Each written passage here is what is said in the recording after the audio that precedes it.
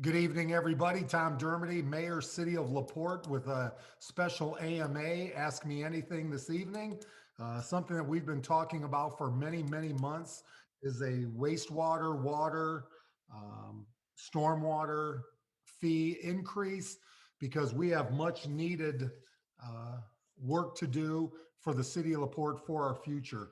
I'm joined tonight by Jerry Jackson, our stormwater superintendent, and Tim Warner, our water superintendent, and Lori Larson, who does everything else at the wastewater plant. So Lori's hello as well. Um, so we wanted to give the public one last opportunity, even though we've covered this many, many times over the past many months, just to make sure that we answered all the questions of our residents who may have concerns regarding the increase, have questions just of the infrastructure that's going to be done. But I want to set the stage here that in the city of LaPorte, we are obviously an old community, and we were basically faced as a team of our water and wastewater systems being 100 years old or older. We have the third oldest water system in the state, and we have over $100 million in infrastructure needs. The city we cannot keep up with the necessary cost of the rapidly aging system. So we had a choice: turn our backs, look the other way, and hope everything works, or invest in our future. And we chose as a team to invest in our future, which the only way we could pay for this was a water and sewer increase.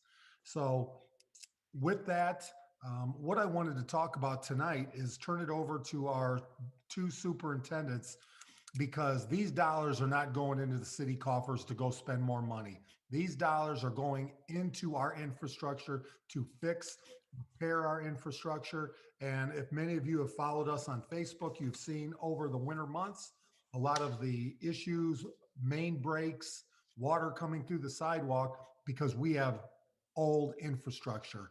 And with that, we're going to be doing some work that's already being done this year. And that's what these dollars are going to. And I'd like to turn it over, first of all, to Jerry Jackson, our wastewater superintendent, to kind of explain the projects that are going to be going on in 2021 that will help improve the city of LaPorte. Well, thank you, Mayor.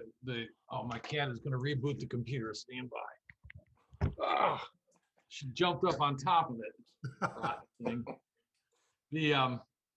The the biggest challenge the city's got is wastewater and stormwater wise is our old sewer system. You know, we have brick sewers that date back till before the turn of the century, the last turn of the century, and about 75% combined sewers. So with combined sewers, you get basement backups, you get flooding, the sewer system overloads the treatment plant, and it's very expensive work to fix. You got to get started at it. You got to keep chugging, keep doing projects, or it just doesn't get done. The bulk of the additional money will go towards sewer separation projects. Two large ones: the sewer separation project in the Letter and Number Streets. We'll be building new storm sewers in that neighborhood from in the 12th Street to 18th Street area, Andrew to I Street. In that area, the residents have had, for years and years, they've had basement backups, they've had flooding, and the water in the street is not nice water; it's dirty water. So we'll be separating sewers, and they'll get much better drainage when we're done. The other one that we started on some years ago, 2015, Monroe Manor. We did about half the neighborhood then. Separated sewers, build new storm sewers, new water main, curb gutter, roads. We're going to planning to finish that one. That one's already been designed, and we can get that one out to bid fairly quickly. There's some couple smaller ones on B Street near the bus barn. There's a flooding problem there we're going to address. And then some backyards that flood and stay flooded in Southmore Road area, we're going to address those. So those are the biggies. We also got some treatment plant work that the state mandated. We have to install a phosphorus removal system so that we don't overload the downstream rivers with phosphorus, with nutrients. The nutrients cause algae blooms and then in the dead zone in the Mississippi. So that's the big projects. We got a number of smaller ones, but it's a lot to grab, a lot to do. And Jerry, Courtney Parthune, our wonderful clerk treasurer, would also like to add sinkholes, which appeared right in front of her house, that also has to be addressed with some of this infrastructure work. It does. Sinkholes are a symptom of an aging sewer system. We have a lot of clay tile, joints fail, sand gets in and runs down the sewer, and you got a void under the road, and all of a sudden you have a sinkhole. So yeah, replacing sewers, lining sewers are the tactic to go after there. We've got some money for lining sewers in this project also. And I would like to, before we move to Tim, and again, one of the questions we always get or concerns are in those letter and number streets. You know, when we get the heavy rains, basements back up, streets flood, and with this, the goal is to not allow or have any backups in basements in those areas, correct? Absolutely. The stormwater, instead of going down the combined sewer that your houses connect to, the stormwater will now be going to separate storm sewer and conveyed away separately to the Torino Basin, and that separates the houses from the storm sewer system, prevents the backups. And again, before we go to Tim Warner, I want to remind everybody, our combined utility bill rate in comparison of other Indiana communities is well below the state average currently.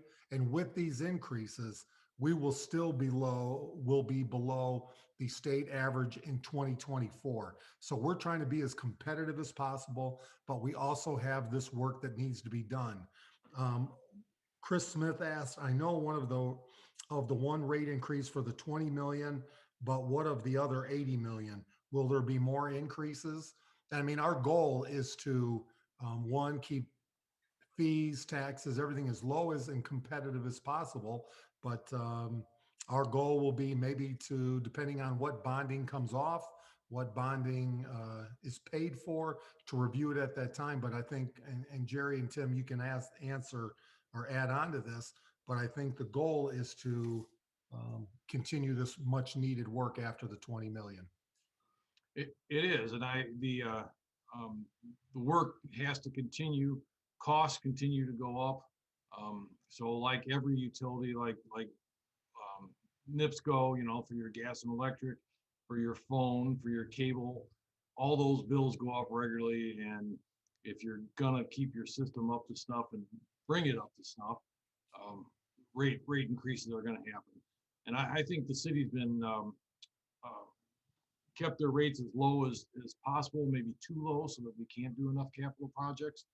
We're only coming up to somewhere near almost to the state average with this hike. So I think the city's been responsible. And I think it's important to remember that after the 4 years, the blocked increase will still be below the state average as the average is right now. And as everybody knows, that average is going to go up in those 4 years. So we still will be below that average, even if you screenshotted the state average at this time. And one thing I want to say is a hypothetical rate impact. If, again, it could be a little more, a little less, but based on a 5/8 inch residential customer using 4,000 gallons. Now understand, not everybody uses 4,000 gallons. This is not guaranteed to be your bill, but the current bill would be $48.94, and next year would be $53.90, which is an increase of $4.96 per month. And I believe that comes out to 17 cents a day. And Tim, I think if you look at that, that's, as you like to say, 5 waters a month, 5 bottled waters a month. If you want to go ahead, and I'm going to turn it over to Tim Warner from our water department. Yeah, just thank you, Mayor. Just to touch on what the mayor was just talking about. The reason why we chose that 4,000 average right now is the wastewater's average is 3,000 and the water department's is 5. So we want right in the middle, just to make everything a little easier for figuring. So I do want to make that clear with the public that the water department's minimum bill is 5,000 and wastewater's is 3. That's why we chose the 4,000 for the examples.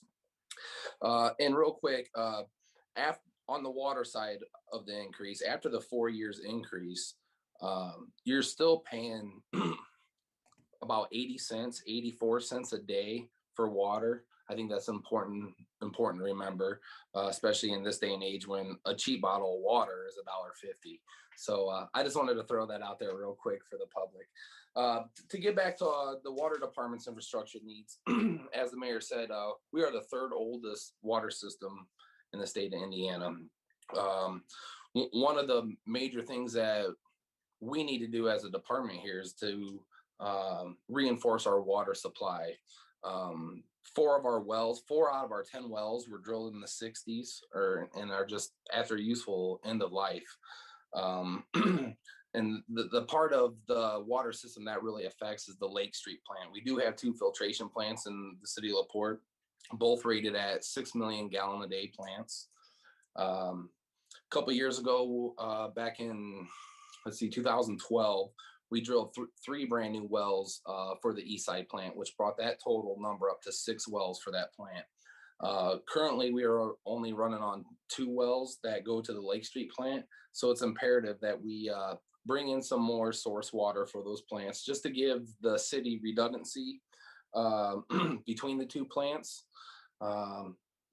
That leads into our next project. Our Eastside filtration plant, which was built in the late 60s, has a header that connects all the pumps to the water system in between the filters. That's a steel welded header pipe that is failing at this time. I personally have put many patches on that pipe in the last 10 years, and it's not a matter of if it fails, it's when it fails. It's going to happen. It is one of the things that keeps me up at night, even before I became superintendent as the maintenance supervisor. It's just, I like to compare it to a time bomb because that's what it is at this time. That plant does roughly 65% of our pumping in any given day. That plant is imperative to the operation of the water department, not only for the residents of LaPorte, but the businesses of LaPorte. Not only for safe drinking water, but fire protection. As many people don't know, that's what water systems were put in for, is fire protection. Drinking water was an afterthought. They started treating the water for people to use, but public water systems were put in for fire protection. So to be able to do that work at plant 2, that plant would have to go offline. That is another reason why we need that source water to come into the Lake Street plant. Some of the other issues that we want to address are the several dead ends that we have around town. Anybody who is familiar with the way a water system works, it's all about keeping that flow moving around. So when you build a system like a tree, you create dead ends. That affects water quality, rusty water, fire flows, all kinds of things. That is definitely one of the things that we want to address throughout the city, infrastructure wise. Another big part of our infrastructure is broken valves. We have over 75 documented broken valves throughout the city at this time, which affect water quality, fire flows, and just general flow to the system. A lot of the latter part of this work I'm talking about, the dead ends and the valve replacement, is work that we can do in-house to keep that cost down, to get more bang for our buck, if you will, make these dollars go further, work harder for the city and the water department and the residents in the town. Another thing we want to address are the 4-inch mains in the town. As a city, we don't allow 4-inch mains. Our standard are 8-inch mains now. In the heart of the city, a lot of our flow is restricted by these 4-inch mains. If you attended any of our other meetings, we had some really nice pictures. I had a piece of 4-inch main on my desk that I sent the mayor, and I'm gonna guess 60% of that pipe was filled with tuberculation inside, just That's the corrosion of the pipe from the inside out, basically. You see it built up. I mean, this isn't something that we're going to fix with this rate increase. Just alone in the city of LaPorte, we have 22 miles of 4-inch pipe. I had a figure, and this is an old number, installing 4-inch pipe around $100. This is probably a 5-year-old number. That's $11.6 million in itself, just to replace the 4-inch main in town. So what we'll do is we'll attack these to get the most bang for our buck. We'll look to see where we can replace valves, tie in dead end mains that will help the system as a whole for the best, and kind of back down from there. So we want to attack these major problems first. The water supply coming to the city to ensure that we have safe drinking water for everybody when they turn that tap on, and to get that work done at plant 2. I call it the workhorse of the water department. It's an unmanned plant. It's ran by a SCADA system that we depend on tremendously. It's the workhorse when it comes to pumping. Our Lake Street plant was built in 1928. It's a gravity fed filtration plant. It's a little different animal than our pressure filter plant. But yeah, and this is a serious matter. As the mayor said, we can no longer kick this can down the road. Some of the effects, if we don't do these infrastructure improvements on the water, would be simply not having water when you go to turn the tap on, or to have boil orders across the city.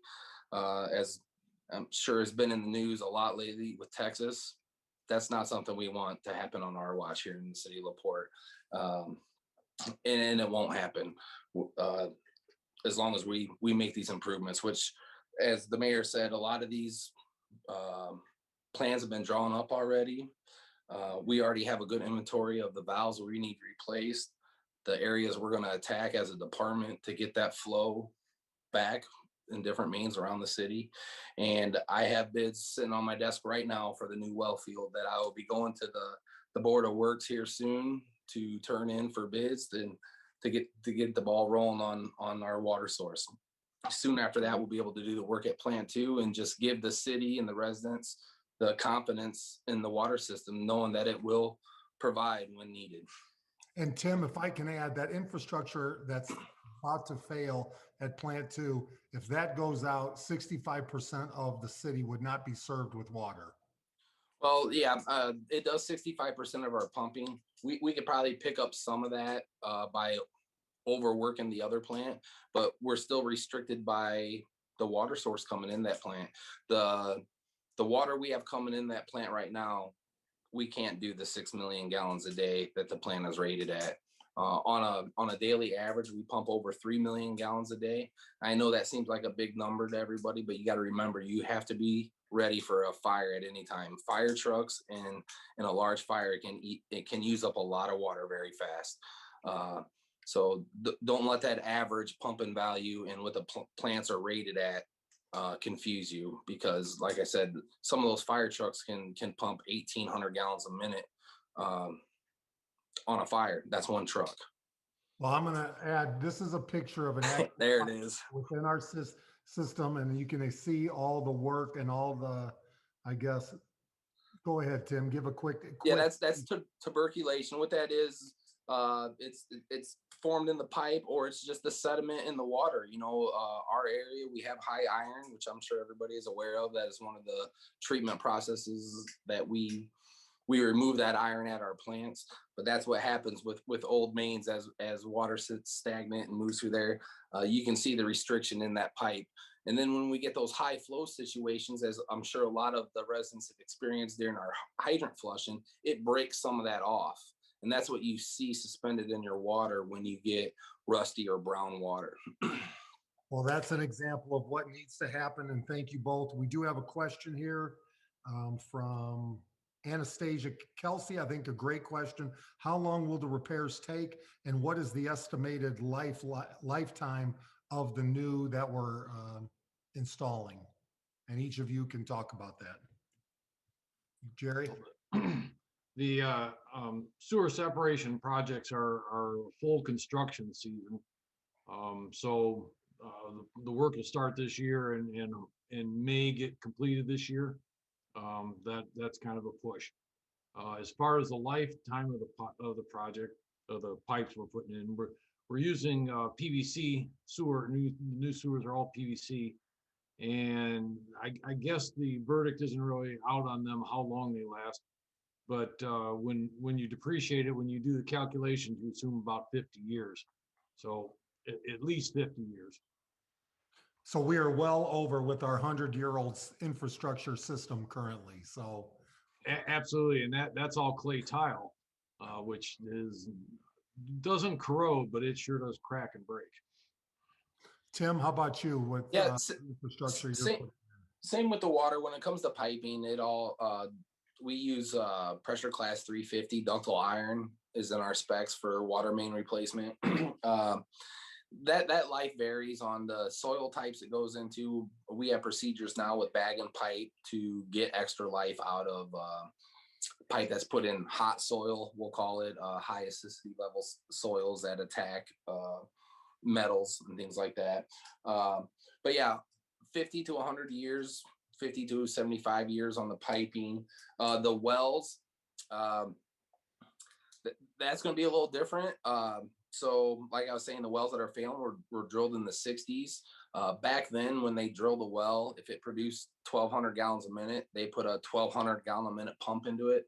As the science changed, and we've done a little refiguring at the water department, if we have a 1,200 gallon a minute rated well, we'll put maybe an 800 gallon a minute pump in it to keep those velocities down, which prevent plugging of the well and bringing that fine material up into the gravel pack that locks the well up, if you will.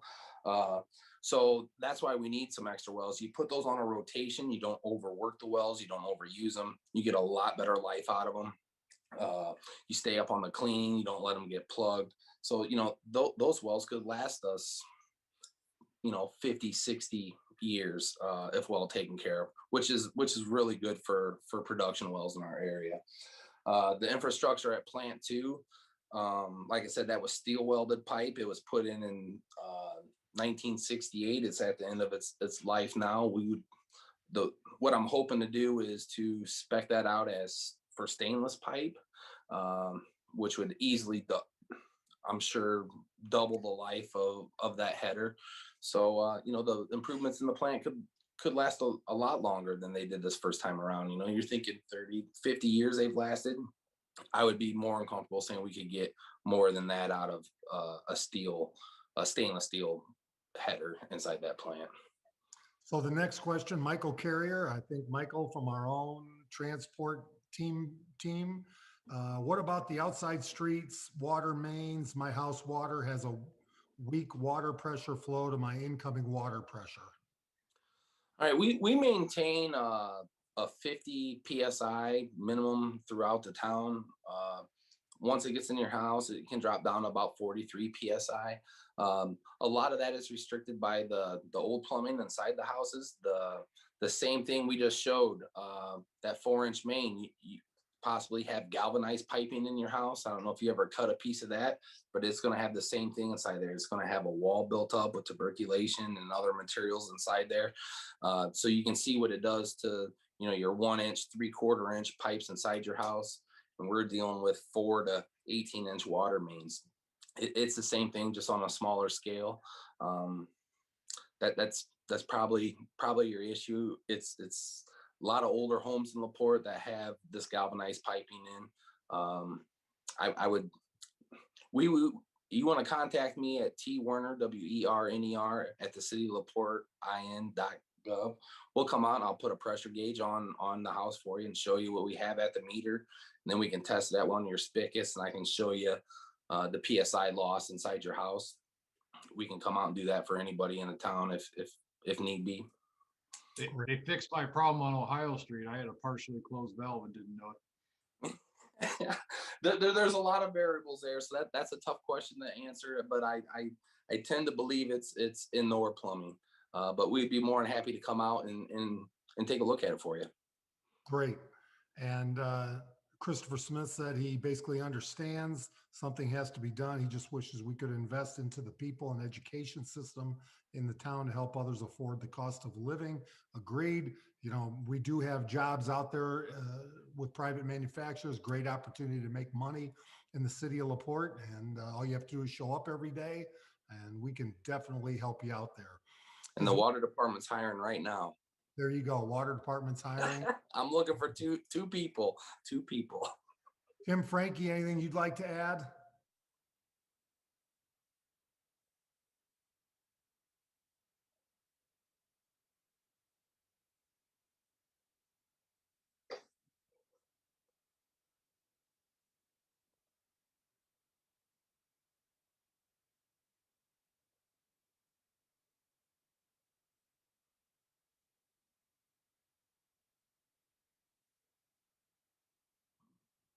PFAs are a tough new coming problem, and the plant likely there's not a whole lot of research has been done on this, but the plant likely removes PFAs now, and they wind up in their solids. We're just getting involved with a study that's going to look at a whole number of treatment plants and figure out where those PFAs go. So I would know we don't deliberately remove PFAs now and don't have a good system for handling that contaminant. But that is an upcoming thing. It is a problem that's really come to the forefront just in the last 5-6 years. And not only in wastewater, but we have regulations coming down in water too, that's really lowering a lot of those maximum contaminant goals for a lot of that also. So, and the EPA is attacking that really hard at this time, as I'm sure Jerry knows.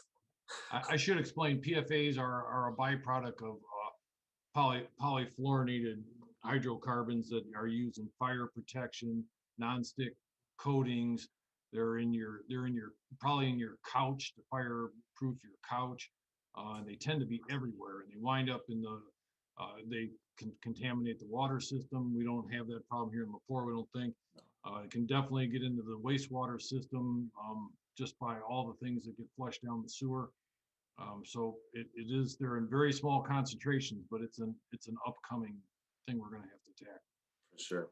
And just to add a little bit on that, you know, the EPA has just put some big restrictions and big timetables and guidelines on the water department for lead line removal. So another process of replacing these mains as we go will be to pull new copper lines to homes within the older part of the city that have lead connections at this time. This next question from Sue Maddie Dubs: when will the Lakeside pumping station project be finished? That's ongoing right now. The contractor has a completion date of June. I'm hoping we've had some issues with COVID that slowed the contractor down. We've also had some weather, but I'm hoping we can still get it finished by June. Well, some of the good news that we have is the stormwater fee for residents and residents only will not increase. It's going to stay at the $5.49. And somebody that's been involved is Lori Larson from our storm wastewater department, and knows a lot. And if people have questions, Lori, if you don't mind sharing, how do they reach you? And you're able to answer any questions they may have. I am, Mayor Dermody. We actually have increased what's called the Class 3 fee schedules, and that's all the non-residential parcels and bills. There are approximately 650 or so non-residential bills that will be affected. They can call me at 219-362-2354, or my email is larson, LARSON, at cityoflaportein.gov. And I'd just like to remind everybody, our employees were not the ones that passed this increase. It was myself, the city council. If you're frustrated, angered, please contact us. Try to be respectful of all the employees that are working to help you figure out the bill, answer any questions, and they're just doing their job. So that's the wastewater, and you can also reach Jerry Jackson there. Jerry, your email? J Jackson at cityoflaportein.gov. And before we give Tim's, Lisa Kirkham would like to know, will they do all of Monroe Manor or will they just do it in phases? And I mean, much of Monroe Manor has been completed. Do you want to explain, Jerry, what you're left to do with Monroe Manor? We did 48% of Monroe Manor in the first job, and that was actually phase 2 because we extended a storm sewer over from the golf course over to Monroe Manor in phase 1. Phase 2 did the half the neighborhood. We're planning and have funded the project to complete it. We will bid when we bid it all out. We'll divide it up into phases. Hopefully we get good pricing and nothing funny with COVID costs going up. So the plan is definitely to fund it it is funded to complete, and that is our plan. So I got my fingers crossed we get good pricing on all these projects and we can finish these all out. And finished, you think, in 2021? Monroe Manor is a big enough project that'll be a push, but it could potentially get done all in. So Lisa, plan on 2022 by the end, but it'll happen in phases. And I think that'll make you very happy. Tim, your contact information again, and the water department, if they need to reach you. Yeah, we're manned at the water department 24 hours a day, so they can call at 326-9540 or email me at twerner, WERNER, at cityoflaportein.gov. Well, I just want to add, we have a great team throughout the city of LaPorte. I'd go to war with any of them here and battle. We've got an unbelievable team, and especially with our wastewater and water team. I'm just honored to be a part of this team. So, we're accessible, we're available. My cell is 363-7293. You could text me, call me. And Tim Frankie, any last questions? And I'd also like to thank Tim and Dunlin Media for doing all the work everywhere, every day, helping grow our community. Anything from the city of LaPorte?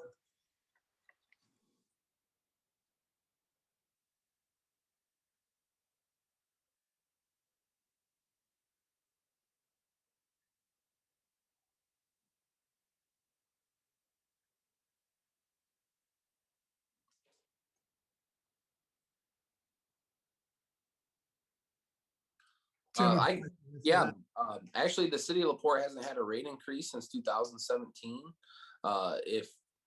If you experience a large increase through the new meter, you were probably getting water that wasn't being metered before we put the new meters in. That would be my guess.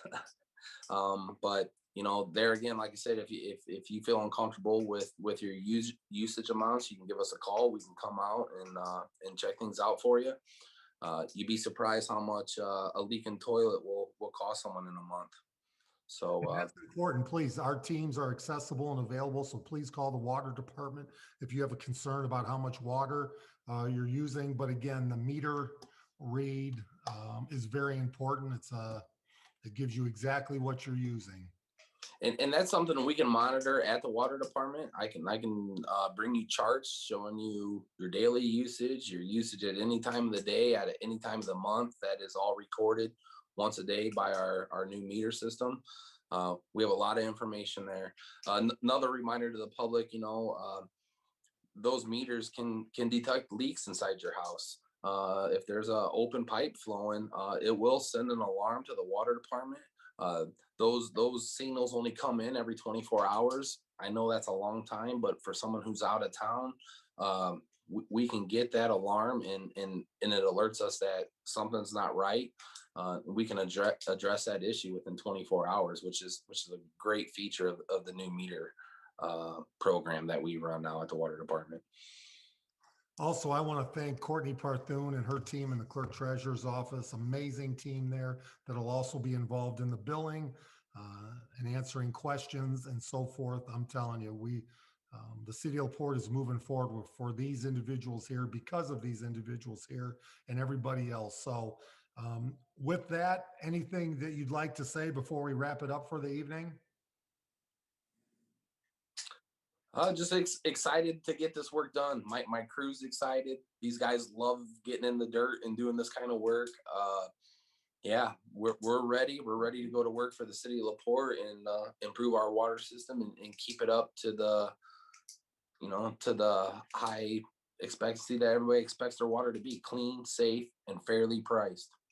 And Tim, you've had close to 40 infrastructure issues this year because of old infrastructure. Yeah, main breaks are no secret to the water department here, and Jerry's guys. Jerry's guys do a wonderful job with their vac truck comes out and hydro excavates for us, which makes our job a lot safer and a lot faster. But we address these issues every day. It's part of the thing of having an old water system, as LaPorte does, third oldest in the state, and yeah, we just want to improve these things for everybody. Like I said, my guys love it. They love getting down and doing this stuff. So they're all excited. They all got a little piece of the pie projects to work on, and they're eating it up. And we're excited. We're excited as a department, and we're excited as a city to make these improvements for the public. Thank you, Tim. Jerry, Lori, anything else you'd like to add? I'd echo Tim's comments. The best part of my job is when someone calls and we can fix a problem. I mean, that is really cool. And that's what these projects do. They fix a bunch of problems for people. And I get a kick out of it. Lori? It's exciting. There's a lot going on. I know I'm trying to keep up with what the water department's doing, but wastewater and stormwater, we have a lot of projects going. I've heard a lot of support from community members, and I received some calls today. Some letters were sent out to businesses. If you have a business and you're going to have a new account billed for stormwater, you should be receiving sometime this week a letter that Courtney Parthune, the clerk treasurer, put together. And my name and contact information is on there. So I'd be happy to explain things, walk you through things, remeasure things, do whatever is needed to help you understand the fee. But the calls that I took today were very supportive, and I appreciate that. Thank you. Thank you, Lori. And just I'll leave you. Vince Peckham says, I'm very glad you guys care about our community. I appreciate all your existence a great deal. So we'll end. That's a great one to end on. I want to thank our team for coming out on this Monday evening doing this. And please call with any questions, issues, and we'll get you taken care of. And we are definitely LaPorte proud. You guys all have a great night, and thank you for your time. Thank you.